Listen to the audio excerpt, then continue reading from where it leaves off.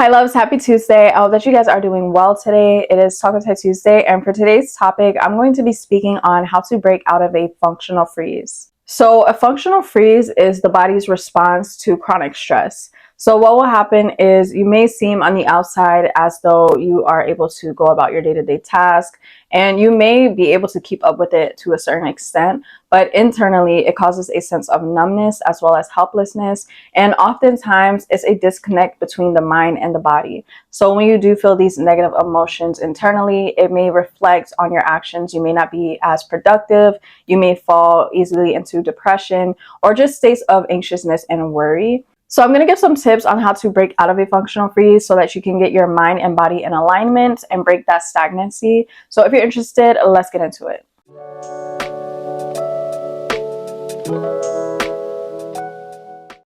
Hi loves, welcome back to my channel. Welcome if you're new. My name is Tyla. Thanks so much for tuning into this video. I'm going to give you guys some major tips on how to break out of a functional freeze. But first, we're going to start with some signs that you are in a functional freeze. So the first sign that you're going to notice is that you may be very anxious or you may just be procrastinating a lot. This is a major sign of functional freeze. So you may feel as though you're just lazy, or maybe you just don't have any drive, or you just can't be productive. You don't have the energy to put forth the effort in doing the things that you know that you need to do.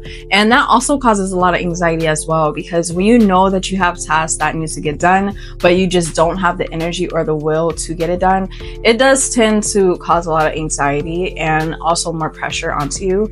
And a lot of times people mistake their laziness for just being undisciplined or unmotivated, which it can be, but it may just be a sign of functional freeze. So me being somebody that's an overthinker, I dealt with this a lot because I would know all of the things that I needed to get done, but for some reason I would just get so caught up in thinking about everything I have to do, and I would be so overwhelmed to the point where I just don't get anything done. Now, another sign that you may be stuck in a functional freeze is if you're not keeping up with your daily tasks or routines. So maybe your self-care, maybe you're not really tending to your emotional needs as much, maybe you're not really taking care of your physical appearance, or you're just not putting a lot of effort into the things that you need to do for yourself spiritually and emotionally. That can be another sign as well. Another sign as well that you may be stuck in a functional freeze is if you are avoiding friends or just talking to anybody and you're avoiding your tasks. What seems like little things to do may become very draining and difficult, and you may see that you don't really have the energy to communicate with anybody, you don't really have an interest in going anywhere or doing anything. That can also be a major sign. Now, the last sign that I'll give is a very telling one, and that is that you may be very sleepy or just sleeping a lot, and you may be physically exhausted. So as for overcoming functional freeze, the first recommendation that I will give is to do deep breathing exercises or just physical exercises, something that can connect you back to your body. So what happens during a functional freeze is that there's a disconnect within the mind and the body. So a lot of the times you'll have all of these thoughts, you'll have all of these ideas and things that you want to do and get done, but you just can't seem to put that into the physical. So something that will really help you is to get physical.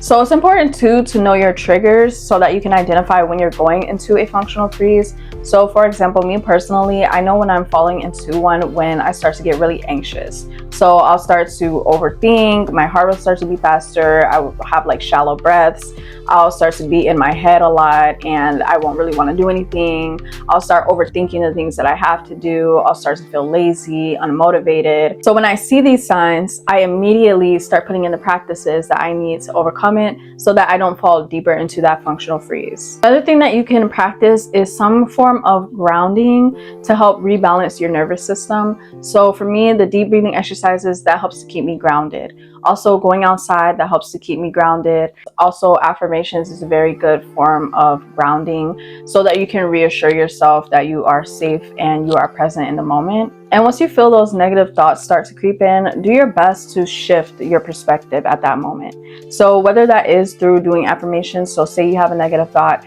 and you reverse that thought by saying a positive affirmation. So I also like to play some high vibrational frequencies like 432 hertz, or I'll find a meditation here on YouTube. Another important thing to do as well is to make sure that you are getting the proper amount of sleep, that you're drinking your water, that you are having a balanced diet, that you're doing the things that you need to internally so that you can feel good as well. Another thing that I noticed too is that when it comes to being in functional freeze, that can be due to certain trauma that you haven't overcome and certain trauma that you may still have that's stored within the body. We do store a lot of trauma within our body, in our hips, in our back, our shoulders, our neck. So it's really important to make sure that you are stretching, that you are getting very physical so that you can release that trauma. So you also want to be aware of what trauma that you've experienced and what you might still be holding on to, because that trauma can create a flight or fight response and cause you to be in a state of paralysis. So when it comes to acknowledging those triggers and knowing what your trauma is, as well as the usual ways that you cope with it,